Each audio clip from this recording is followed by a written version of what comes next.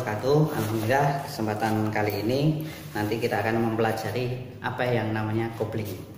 Tapi sebelumnya, seperti yang kemarin sudah saya jelaskan di video sebelum, itu kita mempelajari yang namanya pemindah daya. Ini bisa dilihat untuk pemindah daya yang kemarin sudah kita pelajari itu ada 4. Yang pertama tipe FR, yang kedua tipe FF, yang ketiga tipe MR, yang keempat tipe 4WD. Tipe FR berarti mesinnya itu di depan menggerakkan roda belakang. Kalau yang tipe FF itu berarti mesinnya di depan menggerakkan roda depan. Tipe MR itu biasanya mesinnya di belakang menggerakkan roda belakang. Untuk yang tipe 4WD itu mesinnya biasanya bisa di tengah atau bisa di depan menggerakkan keempat roda. Selanjutnya kita akan mempelajari yang namanya kopling. Ini buku New Step. Nanti bisa dilihat kalau punya buku New Step. New Step untuk halamannya 4/2. Ada yang halamannya itu tidak menggunakan 4/2. Bisa dicari kopling. Nah, di sini fungsi kopling sudah sangat jelas. Di sini adalah menghubungkan dan melepas tenaga dari mesin ke transmisi melalui kerja pedal selama perkaitan roda gigi. Jadi, fungsi dari kopling itu adalah melepas putaran mesin ke roda. Ketika pas posisi di kopling, jadi ketika pas posisi, kalau di mobil itu berarti diinjak, kalau di sepeda motor ditarik, itu nanti putaran mesin akan terputus atau diputus sehingga tidak diteruskan ke roda. Kopling itu terletak di antara mesin dengan transmisi. Persyaratan kopling yang pertama, harus dapat menghubungkan transmisi dengan mesin secara lembut. Kedua, dapat pada saat menghubungkan ke transmisi harus dapat memindahkan tenaga tanpa terjadi slip. 3, harus dapat membebaskan hubungan dari transmisi dengan sempurna. Jadi yang tadi fungsi dari kopling itu adalah menghubungkan dan memutus putaran mesin. Syaratnya itu harus bisa menghubungkan transmisi dengan mesin secara lembut. Kedua, harus bisa menghubungkan tanpa selip. Ketiga, harus bisa menghubungkan dan memutus itu dengan cepat. Rangkaian kopling untuk yang ada di New Step itu menggunakan kopling gesek. Komponen-komponennya bisa dilihat di situ di halaman 4 strip. Ada yang namanya flywheel. Flywheel itu roda gila. Tuh nek pamane bahasa bengkelnya itu roda gendeng, roda gendeng. Kenapa bisa disebut roda gendeng? Nah, nanti bisa ditanyakan. Selanjutnya ada kladis. Kladis itu adalah plat kopling. Pressure plate itu adalah penekan kopling. Diafragma spring itu pir kopling. Ada release bearing itu laker kopling. Ada clat cover itu rumah kopling. Release fork itu adalah pelatuk kopling atau garpu kopling. Ada relay silinder, itu berarti master atau silinder yang ada di bawah. Kalau menggunakan hidrolik itu nanti ada relay silinder. Nah, di sini juga sudah ada penampakan dari kopling. Ada kladis, clat cover, diafragma spring, release bearing, ada release fork. Macam-macamnya seperti. Terus sekarang kita mempelajari tentang plat kopling. Plat kopling atau kladis ini ya, diperlukan untuk dapat memindahkan tenaga dengan lembut tanpa terjadi slip. Plat kopling dibuat sedemikian rupa agar pada saat tenaga harus dibebaskan. Kopling dapat bekerja dengan sempurna. Jadi untuk plat kopling itu bentuknya seperti ini. Bisa dilihat ada yang namanya facing. Facing itu adalah mukanya. Hub itu lubang. Ada torsion damper itu pir. Nanti untuk selanjutnya di plat kopling facingnya itu ada yang namanya displate.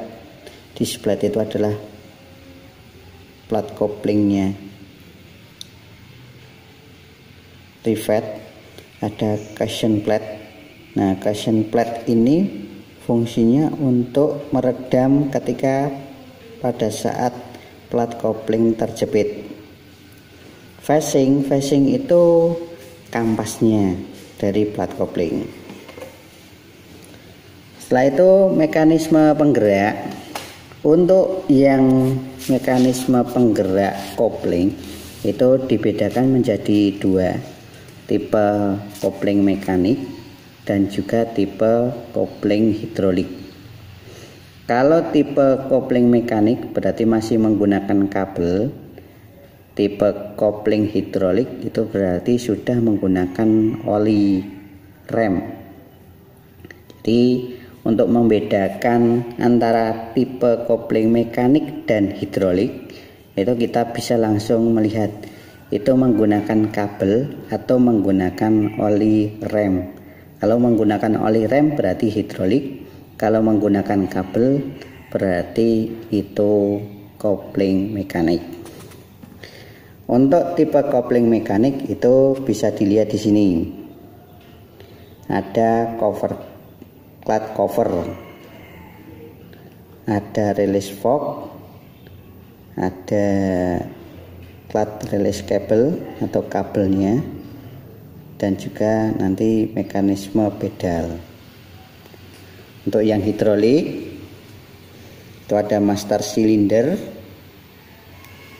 ada release cylinder. Jadi kalau yang atas yang dekat dengan pedal itu namanya master cylinder, kalau yang bawah itu namanya release cylinder. Bedanya dengan yang mekanik itu kalau ini menggunakan kabel, ini ya, ini kabel. Kalau yang hidrolik itu sudah menggunakan sistem oli hidrolik. Kekuatannya bagaimana? Kalau kekuatan antara yang mekanik dan hidrolik itu lebih bagus yang hidrolik. Hidrolik kekuatannya lebih besar, tenaga yang digunakan atau manusia yang menginjak itu tidak terlalu ngoyo atau tidak terlalu besar. Kalau yang menggunakan kabel, kekuatan yang diperlukan di sini itu sama dengan kekuatan yang di sini. Kalau yang hidrolik tidak, kekuatan yang di sini dengan yang penginjakan di sini itu beda. Ini penginjakan cuma sebagai pendorong pengaktifan dari master cylinder. Seperti contohnya dongkrak. Dongkrak itu kita mendongkrak, kekuatannya kecil tapi bisa mengangkat sampai beribu-ribu ton. Selanjutnya master cylinder coupling. Nih, untuk yang tipe hidrolik itu master cylindernya seperti ini. Bisa dilihat, bisa dibaca. Untuk ini booster. Kalau yang ini tidak menggunakan booster, kalau yang ini menggunakan booster. Apa bedanya master cylinder menggunakan booster? Kalau menggunakan booster itu nanti penginjakan rem itu nanti dibantu oleh booster. Booster itu fungsinya untuk menambahkan daya pengereman, daya penginjakan. manusia yang menginjak rem di sini atau daya penginjakannya itu kecil, dan boosternya itu nanti akan menambahkan daya penginjakan. Sistem kerjanya seperti apa? Ini booster nanti dibantu oleh kerja mesin. Jadi kevakuman yang ada di mesin itu akan membantu atau memvakum yang ada di booster. Di booster itu ada membrannya. Membrannya itu akan menarik. Di sini belum ada gambarnya. Ini di dalam sini itu ada membran. Membran di sini akan ketarik ke sini oleh lubang yang ada di sini.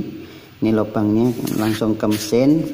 Ini ada membrannya. Ketika ada kevakuman, ini membrannya akan ketarik sini. Otomatis hampir sama dengan ini. Ketika membrannya itu bergerak ke sini, itu akan mendorong oli yang ada di master cylinder, sehingga oli itu masuk ke cap ini release hose, flexible hose. Cara kerjanya seperti apa untuk yang di kopling hidrolik? Ketika pedal ini diinjak, maka ini master cylinder ini akan ketekan. Menggunakan gambar ini, push rodnya ini akan menekan. Piston ini akan mendorong oli yang ada di dalam sini. Jadi olinya itu akan masuk ke dalam flexible hose. Ketika oli itu sudah masuk ke dalam flexible hose, dilanjutkan ke relay cylinder. Nah, relay cylinder yang ada di sini itu nanti ada juga pistonnya seperti ini, kebalikan dari master cylinder. Piston yang di sini itu akan mendorong push rod. Push rod itu akan mendorong release fork. Ketika release fork ini kedorong, nanti plat cover yang ada di sini itu terdorong juga, sehingga plat kopling akan terlepas. Selanjutnya untuk yang sistem kabel hampir sama. Ketika pedal itu diinjak, ini langsung kabel